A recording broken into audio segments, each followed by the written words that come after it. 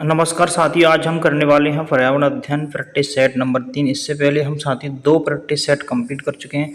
वो आपने अभी तक नहीं देखे तो उनको जाकर भी आपको देख लेना। साथियों टारगेट हमारा होने वाला है, टारगेट क्या होने वाला है? टारगेट होने वाला है एमपी टेट 2025 में अपनी सीट पक्की करना। ठीक है साथियों, तो इससे पहले आपने हमारे चैनल को सब्सक्राइब नहीं किया तो चैनल को सब्सक्राइब जरूर कर लेना है, बेल आइकन को दबा लेना है और वीडियो को अभी तक आपने लाइक नहीं किया है, लाइक और अपने दोस्तों के साथ में शेयर जरूर करते हैं। चलते हैं प्रश्नों की तरफ। पहला प्रश्न आप सभी के सामने है, सभी साथियों को उत्तर देना है। निम्नलिखित में से कौन सा जैव विविधता का खतरा नहीं है? प्रश्न में पूछा है जैव विविधता का क्या है साथियों? खतरा नहीं है। ठीक है, तो ऑप्शन ए आपका हो जाता है प्रदूषण यानी पॉल्यूशन है साथियों, जलवायु परिवर्तन है विकल्प बी, विकल्प सी है वनों की कटाई है, सौर ऊर्जा का उपयोग है, विकल्प डी क्या है साथियों? सौर ऊर्जा का उपयोग है। तो प्रश्न में क्या पूछा है? निम्नलिखित में से कौन सा जैव विविधता का खतरा नहीं है? पूछा है जैव विविधता का खतरा नहीं है। तो आपको चारों विकल्प में से एक बताना है, तो आपको जो राइट आंसर होगा साथी डी विकल्प हो जाएगा। ठीक है, कौन सा हमारा? डी विकल्प आपका क्या है साथी? एकदम से करेक्ट आंसर हो जाएगा। ठीक है, यानी सौर ऊर्जा का उपयोग क्या है साथी? जैव विविधता के लिए किसी प्रकार का कोई खतरा नहीं है। नेक्स्ट प्रश्न की तरफ चलते हैं साथियों, ये रहा आप सभी के सामने बताएगा। एशियाई चीता को भारत में किस राष्ट्रीय उद्यान में पुनः स्थापित किया गया? प्रश्न साथियों अच्छा है, नया प्रश्न है और आने की संभावना है, तो बताइएगा। ऑप्शन है काजीरंगा है, ऑप्शन बी है सुंदरबन है, ऑप्शन सी है कूनो राष्ट्रीय उद्यान है, ऑप्शन डी है रणथंभौर है। ठीक है साथियों, तो अब आपको बताना है इसमें से कौन सा आपका राइट आंसर हो जाएगा। ठीक है, एशियाई चीता को भारत के किस राष्ट्रीय उद्यान में पुनः स्थापित किया गया है? तो आपको पता होना चाहिए किस राष्ट्रीय उद्यान में स्थापित किया गया साथियों। इसका जो राइट आंसर है साथियों एकदम से क्या है साथियों? कूनो राष्ट्रीय उद्यान। कहाँ पर किया गया? कूनो, यानी सी विकल्प आपका क्या है साथियों? एकदम से करेक्ट आंसर हो जाता है। ठीक है, सी विकल्प क्या है साथियों? करेक्ट आंसर हो जाता है। चलते हैं हम नेक्स्ट प्रश्न की तरफ। ये रहा आप सभी के सामने, एक सेकंड साथियों, बताइएगा इस प्रश्न का राइट आंसर क्या होगा। क्वेश्चन नंबर 33 आप सभी के सामने है, बताना है सभी साथियों को इस प्रश्न का राइट आंसर क्या होने वाला है। निम्न में से कौन सा पारिस्थितिक तंत्र का उदाहरण है? पूछा है पारिस्थितिक तंत्र का उदाहरण क्या है? झील हो जाता है, वन हो जाते हैं, मरुस्थल हो जाता है, ये सभी हो जाता है। तो क्या राइट आंसर होगा? पूछा है पारिस्थितिक तंत्र का क्या है साथियों? उदाहरण है। तो इसका जो राइट आंसर होना चाहिए क्या होगा साथियों? जल्दी से बताइएगा। तो इसका साथियों राइट आंसर होगा आपका, एक सेकेंड साथियों, इसका जो राइट आंसर होगा आपका साथियों, साथियों इसका जो राइट आंसर ऑप्शन आपका कौन सा हो जाएगा साथियों? ऑप्शन डी एकदम से क्या है साथियों? करेक्ट आंसर हो जाता है। ठीक है, तो कौन सा आंसर सही हो जाएगा? तो डी ऑप्शन आपका क्या है साथी? एकदम से करेक्ट आंसर हो जाता है। ठीक है, डी विकल्प होगा। यानी झील, वन और मरुस्थल तीनों आपके क्या है साथी? पारिस्थितिक तंत्र के क्या है साथी? उदाहरण है। ठीक है, इस चीज को है आपको अच्छे से याद रखना। ठीक है, तीनों चीजें क्या है? पारिस्थितिक तंत्र का उदाहरण है। अगले प्रश्न की तरफ चलते हैं, ये आप सभी के सामने बताएगा। निम्नलिखित में से कौन सा इंडिकेटर स्पीसीज का उदाहरण है? पूछा है इंडिकेटर यानी स्पीशीज का उदाहरण है कौन सा है? बाघ है, ऑप्शन ए है, ऑप्शन बी हाथी है, ऑप्शन सी है नीली व्हेल है, ऑप्शन डी क्या है? लाइकेन। यानी बायो इंडिकेटर के बारे में प्रश्न पूछा है साथियों, आपको बता देना है कौन है। ठीक है, तो कौन हो जाता है आपका? डी विकल्प एकदम से राइट आंसर हो जाता है। यानी डी लाइकेन क्या है साथियों? इंडिकेटर स्पीसीज का क्या है साथियों? उदाहरण आपका हो जाता है। ठीक है साथियों, अभी तक आपने वीडियो को लाइक नहीं किया है साथियों, तो वीडियो को लाइक जरूर कर देना है और शेयर करना जरूर। ठीक है, आप अपने दोस्तों के साथ में शेयर भी कर देना। ठीक है, और अभी तक आपने हमारे चैनल यानी V4 स्टडी को अभी तक आपने सब्सक्राइब नहीं किया है तो V4 स्टडी को क्या है साथी? सब्सक्राइब जरूर कर लेना। बताइएगा इस प्रश्न का राइट आंसर क्या होने वाला है। निम्न में से कौन सा एक द्वितीयक प्रदूषक नहीं है? पूछा है द्वितीयक प्रदूषक नहीं है। ऑप्शन ए है सल्फर डाइऑक्साइड है, ऑप्शन बी है स्मॉग है, ऑप्शन सी है ओजोन है, ऑप्शन डी है क्या है साथियों? PAN है। तो बताना है आपको कौन सा द्वितीयक प्रदूषक नहीं है। द्वितीयक प्रदूषक आपने पढ़े होंगे, प्राथमिक प्रदूषक और द्वितीयक प्रदूषक। तो बताइएगा इसमें से कौन सा द्वितीयक प्रदूषक नहीं पूछा है। तो आपको याद रखना है साथियों सल्फर डाइऑक्साइड है।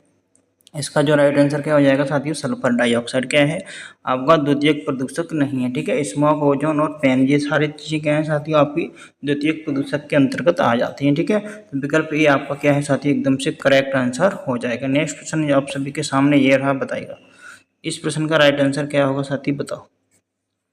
सूक्ष्म जीवों और पौधों को मारकर खाद्य श्रृंखला और खाद्य जाल को प्रभावित करने वाले मृदा प्रदूषक हैं। पूछा है मृदा प्रदूषक हैं कौन कौन से सूक्ष्म जीवों और पौधों को मारकर खाद्य श्रृंखला को और खाद्य जाल को प्रभावित करने वाले प्रदूषक हैं। कौन है? अपशिष्ट हो जाएगा क्या आपका, कृषि अपशिष्ट हो जाएगा, रोगजनकों हैं क्या साथियों, कीटनाशकों हैं क्या, और जल है। तो कौन हो जाएगा, यानी कीटनाशक होते हैं आपके, कौन होते हैं? सी विकल्प आपका राइट आंसर हो जाएगा। जो क्या करते हैं साथियों, खाद्य जाल को प्रभावित करने वाले मृदा प्रदूषक हैं कीटनाशक। ठीक है, याद रखेंगे सी विकल्प आपका एकदम से क्या है साथियों, करेक्ट आंसर हो जाता है। बताइएगा क्वेश्चन नंबर 37 आप सभी के सामने, इसका जो राइट आंसर है साथियों क्या होगा। ठीक है, निम्नलिखित में से कौन सा प्रदूषक प्रकाश रासायनिक स्मोक का एक प्रमुख कारक है। पूछा है प्रकाश रासायनिक स्मोक का एक प्रमुख कारक है। कौन है? ओजोन है, हाइड्रोपेरोक्साइड है, पेरोक्सी एथिलीन नाइट्रेट है, नाइट्रोजन डाइऑक्साइड है। तो बताना है आपको कौन सा इसका राइट आंसर हो जाता है। तो साथियों इसका जो राइट आंसर है ऑप्शन सी हो जाएगा। ठीक है साथियों, तो याद रखना है पेरोक्सी एथिलीन नाइट्रेट हो गया। ठीक है साथियों, यानी सी विकल्प आपका क्या है, एकदम से करेक्ट आंसर हो जाता है। नेक्स्ट क्वेश्चन की तरफ चलते हैं। ये रहा आप सभी के सामने, सुंदरबन डेल्टा किस देश में स्थित है। पूछा है सुंदरबन डेल्टा किस देश में स्थित है। तो आपको याद रखना है और बता देना। ठीक है, भारत हो जाएगा, बांग्लादेश है, भारत और बांग्लादेश दोनों है, म्यांमार है। तो किस देश में स्थित है ये आपको पहले बताना है। ठीक है साथी, तो बताइएगा किस देश में स्थित हो जाता है। तो आपका जो राइट आंसर है साथी सी विकल्प हो जाएगा। ठीक है, भारत और बांग्लादेश में स्थित है। कहाँ पर स्थित है? भारत और बांग्लादेश। ठीक है, दोनों में स्थित है, भारत और बांग्लादेश। ठीक है, याद रखेंगे सुंदरबन डेल्टा किस देश में स्थित है, भारत और बांग्लादेश दोनों में स्थित है, यानी सी विकल्प आपका क्या है साथी, करेक्ट आंसर। चलते हैं अगले नेक्स्ट क्वेश्चन की तरफ। ये रहा, विश्व पर्यावरण दिवस किस दिन मनाया जाता है। पूछा है विश्व पर्यावरण दिवस किस दिन मनाया जाता है। तो आपको याद रखना है किस दिन मनाया जाता है। 11 अप्रैल है, 5 जून है, 25 अप्रैल है, 5 मई है। तो सभी को पता है साथियों 5 जून को हम क्या मनाते हैं, विश्व पर्यावरण दिवस मनाते हैं। ठीक है साथियों, बताइएगा इस प्रश्न का राइट आंसर क्या होगा। साथियों अभी तक आपने हमारे वीडियो को लाइक नहीं किया है तो लाइक जरूर कर देना। ठीक है, और अपने दोस्तों के साथ में शेयर करेंगे। चैनल को सब्सक्राइब नहीं किया, चैनल को सब्सक्राइब जरूर कर लेना। ठीक है, किस देश में सर्वाधिक अम्ल वर्षा होती है। प्रश्न में पूछा है किस देश में सर्वाधिक क्या है साथी, अम्ल वर्षा होती है। चीन है, जापान है, संयुक्त राष्ट्र अमेरिका है, संयुक्त राज्य अमेरिका है, नॉर्वे है। ठीक है, तो आपको याद रखना नॉर्वे है। ठीक है, नॉर्वे में क्या है साथी, सबसे अधिक क्या होती है, अम्ल वर्षा आपकी देखने को मिलेगी। ठीक है, डी विकल्प आपका क्या है साथियों, राइट आंसर हो जाएगा। ठीक है, तो चलें अगले प्रश्न की तरफ। उससे पहले आपको क्या करना है, वीडियो को लाइक कर देना है। ठीक है साथियों, अभी तक आपने वीडियो को लाइक नहीं किया है तो लाइक करिए पहले। ठीक है, लाइक के साथ में आपको चैनल को सब्सक्राइब नहीं किया है, चैनल को सब्सक्राइब कर लेना है। और पीडीएफ के लिए आपको हमारे टेलीग्राम चैनल से जुड़ जाना है। ठीक है, यहाँ पर आपको क्या है, पीडीएफ इसकी मिल जाएगी। ठीक है, तो इसको आपको क्या है साथियों, ज्वाइन कर लेना है। ठीक है, तो चले हम अगले प्रश्नों की तरफ, ये काम आपको अभी कर लेना है। अगला प्रश्न है आप सभी के सामने, बताइएगा भारत में कितने जैव विविधता हॉटस्पॉट हैं। पूछा है भारत में कितने जैव विविधता हॉटस्पॉट हैं, ये आपको बताना है। तो कितने हैं जल्दी से बताइएगा, 1 है, 5 है, 4 है, 3 है। ठीक है, 4 विकल्प हैं। देखो विश्व की बात करते हैं तो विश्व में हॉटस्पॉटों की संख्या कितनी है साथियों, तो विश्व में आपको याद रखना 36 है। ठीक है, विश्व की बात करते हैं, भारत की बात करेंगे तो कितने हैं साथी, भारत में कितने हैं साथियों, 4 हैं। ठीक है, भारत में कितने हैं साथियों, 4 हैं। ठीक है, याद रखेंगे आपको। ठीक है, अगला प्रश्न है, बताइएगा इस प्रश्न का राइट आंसर क्या होगा। पेयजल में कॉलीफॉर्म गणना ज्ञात करने के लिए की जाती है। ठीक है, कॉलीफॉर्म गणना ज्ञात करने के लिए की जाती है। क्या की जाती है, निलंबित अपद्रव्यों की मात्रा की जाती है, क्लोरोनेशन का प्रभाव, मल संदर्शनन करते हैं, पानी की कठोरता। ठीक है, तो आपको बताना है क्या करते हैं, पेयजल में कॉलीफॉर्म गणना क्या ज्ञात करने के लिए की जाती है। ठीक है, यानी कॉलीफॉर्म की गणना किस चीज़ को ज्ञात करने के लिए की जाती है, इस तरह से आपको प्रश्न पूछा है। तो साथ ही इस प्रश्न का जो राइट आंसर है क्या होगा, बताइएगा। तो इसका जो राइट आंसर है साथी कौन सा हो जाएगा, सी विकल्प एकदम से आपका करेक्ट आंसर है। ठीक है साथियों, यानी मल संदर्शन की गणना करने के लिए हम क्या करते हैं, कॉलीफॉर्म गणना ज्ञात करने के लिए की जाती है, यानी सी विकल्प आपको एकदम से क्या है साथियों, राइट आंसर हो जाता है। बताइएगा सीएफसी का पूरा नाम क्या है। प्रश्न अच्छा है साथी, बताइएगा सीएफसी का पूरा नाम क्या है। पूछा है क्लोरोफ्लोरोकार्बन है, क्लोरोफ्लोरोकार्बन कार्बाइड है साथियों, कार्बोफ्लोरोक्लोराइड है साथियों, और क्लोरीन फ्लोरीन कार्बो डाइऑक्साइड है। ठीक है, तो पूछा है CFC का पूरा नाम क्या है, तो CFC का पूरा नाम क्या है साथियों, क्लोरोफ्लोरोकार्बन है। ठीक है, याद रखेंगे क्लोरोफ्लोरोकार्बन है, यानी ए विकल्प आपका क्या है साथियों, एकदम से करेक्ट आंसर हो जाता है। ठीक है, ए विकल्प एकदम से क्या है साथियों, राइट आंसर हो जाता है। अच्छा प्रश्न है साथियों, निम्नलिखित में से कौन सा राष्ट्रीय उद्यान UNESCO यानी यूनेस्को विश्व धरोहर स्थल है, कौन सा राष्ट्रीय उद्यान है आपको बताना है। चलो बताइएगा कौन सा है, इसके लिए मैं आपको थोड़ा सा समय दूंगा।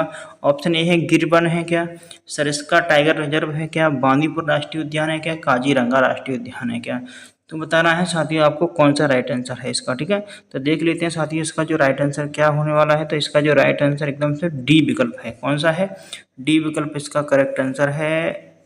तो डी विकल्प में क्या दे रखा है, काजीरंगा राष्ट्रीय उद्यान कहाँ पर है साथियों, आपको बताना है असम में है। ठीक है, काजीरंगा राष्ट्रीय उद्यान कहाँ पर है साथियों, असम में है, जिसे किसमें यूनेस्को विश्व धरोहर में इसे शामिल किया गया है। ठीक है, किसको, काजीरंगा राष्ट्रीय उद्यान को इसे शामिल किया गया है। चलते हैं अगले प्रश्न की तरफ, ये रहा, बताइएगा IUCN यानी रेड लिस्ट में क्रिटिकली एंडर्ड का क्या अर्थ है, बताइएगा। तो ऑप्शन ए है प्रजाति के विलुप्त होने का अत्यधिक खतरा है, ऑप्शन बी है प्रजाति सुरक्षित है, ऑप्शन सी है प्रजाति के बारे में अपर्याप्त जानकारी, ऑप्शन डी है साथियों प्रजाति विलुप्त हो चुकी है।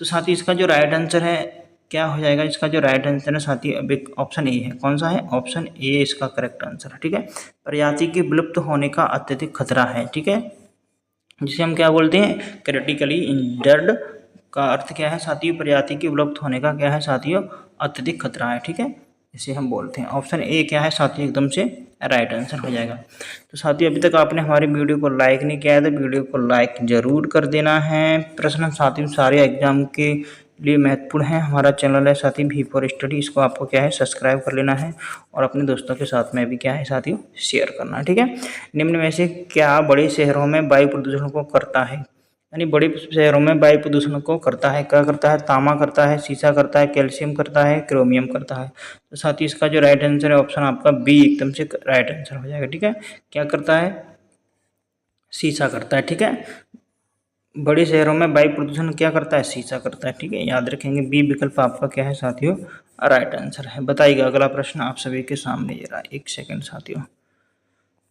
फ्लाई ऐश एक प्रदूषण दहन उत्पन्न है, क्या है साथियों, प्रदूषण दहन उत्पन्न है, यानी जलने के बाद प्राप्त होता है। ठीक है, जो प्राप्त होता है जलने से, किसके जलाने से प्राप्त होता है क्या साथियों, फ्लाई ऐश। ठीक है, याद रखेंगे, अच्छा प्रश्न है साथियों ये, फ्लाई ऐश, फ्लाई ऐश। ठीक है, यानी जलने के बाद प्राप्त होता है, यानी किसके जलने के बाद प्राप्त होता है, ऑप्शन ए है साथी कोल, यानी पत्थर के कोयले, यानी पत्थर कोयला होता है साथियों उसके जलने से प्राप्त होता है। CNG के जलने से प्राप्त होता है। ऑप्शन सी है चारकोल, यानी लकड़ी के कोयले से जलने से प्राप्त होता है, या डीजल मिट्टी के तेल से जलने से प्राप्त होता है। प्रश्न अच्छा है साथी। फ्लाई ऐश एक प्रदूषक दहन उत्पादक है, यानी जो जलने के बाद, यानी उसे जला देते हैं उसके बाद हमें प्राप्त होता है, यानी वेस्ट पदार्थ है उसके बाद हमें प्राप्त होता है, जो क्या है। तो इसका जो राइट आंसर साथी कोयला हो जाएगा। ठीक है, क्या हो जाएगा साथी, कोल है। ठीक है, यानी कोयले, यानी पत्थर के कोयले, जो पत्थर कोयला होता है ना साथी साथी उसके जलने से हमें प्राप्त होता है। ठीक है, क्या, फ्लाई ऐश। ठीक है, इस चीज़ को आपको याद रखना। अच्छा प्रश्न था एग्जाम की दृष्टि से भी और जानकारी की दृष्टि से भी। ठीक है साथियों, देखो कभी कभी हमें क्या है ज़िंदगी में सारी चीज़ें क्या है एग्जाम की दृष्टि से ही नहीं पढ़नी चाहिए, हमें अपने जीवन में कुछ चीज़ें क्या है सीखने की दृष्टि से भी पढ़नी चाहिए। ठीक है, नागोया प्रोटोकॉल किससे संबंधित है, ओजोन परत से संरक्षण से संबंधित है, वन्यजीव तस्करी से है साथियों, ऑप्शन सी है आपका क्या, जैव विविधता और लाभ साझाकरण से है, ये ऑप्शन सी है साथी आपका। ठीक है, और जलवायु परिवर्तन से है, यानी क्लाइमेट चेंज से। तो आपको याद रखना है सी विकल्प आपका राइट आंसर हो जाएगा। ठीक है, जैव विविधता और लाभ साझाकरण से संबंधित है क्या, नागोया प्रोटोकॉल किससे संबंधित है, जैव विविधता और लाभ, इसके लाभ के साझाकरण से संबंधित है। ठीक है, यानी सी विकल्प आपका क्या है साथी एकदम से राइट आंसर हो जाता है। ठीक है, बताइएगा साथी इस प्रश्न का राइट आंसर क्या होगा। अच्छा प्रश्न है ये भी। प्रकाश रसायन स्मॉग इस आम क्रिया का परिणाम है, यानी जो प्रकाश रासायनिक स्मॉग है ना, किस क्रिया के द्वारा हमें प्राप्त होता है, सूर्य की उपस्थिति में CO यानी O2 तथा पैराऑक्सी एसिटिल नाइट्रेट, ठीक है। ऑप्शन बी है लघु तथा ताप पर CO तथा CO2, NO2 और O2, CO और CO2, ठीक है साथियों। प्रकाश की उपस्थिति में NO2, O तथा पैराऑक्सी एसिटिल नाइट्रेट। और ऑप्शन डी है साथियों शाम के समय NO2, O तथा CO की उच्च सांद्रता। तो कौन सा इसका राइट आंसर हो जाएगा? तो साथियों आपको याद रखना सूर्य की उपस्थिति में नाइट्रस ऑक्साइड और ऑक्सीजन तथा पैराऑक्सी एसिटिल नाइट्रेट, ठीक है। इसका जो रहा क्या है साथियों राइट आंसर कौन सा हो जाएगा? सी विकल्प आपका हो जाता है, ठीक है। याद रखेंगे सी विकल्प इसका क्या है राइट आंसर। लास्ट प्रश्न है साथियों, इससे पहले आपको क्या करना है, वीडियो को लाइक कर देना है, ठीक है साथियों। जिन साथियों ने अभी तक वीडियो को लाइक नहीं किया है लाइक जरूर करिए और अपने दोस्तों के साथ में शेयर करिए, ठीक है। यदि आप एक घड़ियाल को उनके प्राकृतिक आवास में देखना चाहते हैं तो निम्नलिखित में से किस स्थान पर जाना सबसे सही है, ठीक है। घड़ियाल जानते होंगे साथियों, नर्मदा नदी में जाओगे आप, चंबल नदी या पुलिकट झील, दीपर झील। तो आपको क्या है साथियों, यदि घड़ियाल देखने हैं तो कहाँ पर जाना होगा? चंबल नदी, ठीक है। चंबल नदी में आपको जाना होगा, वहाँ पर आपको खूब सारे घड़ियाल देखने को साथियों मिल जाएंगे, ठीक है। तो वीडियो साथियों कैसा लगा? टारगेट हमारा क्या होने वाला है? MP टेट 2025 में अपनी सीट एक पक्की करना। तो जल्दी से बताइएगा वीडियो आपको कैसा लगा है साथियों। यदि वीडियो अच्छा लगा हो तो लाइक जरूर करना है, अपने दोस्तों के साथ में शेयर करना बिल्कुल ना भूलिएगा आप, ठीक है। PDF के लिए आप हमारे टेलीग्राम चैनल से जुड़ सकते हो। कमेंट बॉक्स में अपनी राय जरूर देना है। मिलते हैं साथियों अगले ही वीडियो में, तब तक के लिए सभी साथियों को नमस्कार, जय हिंद, वंदे मातरम। Thank you for watching.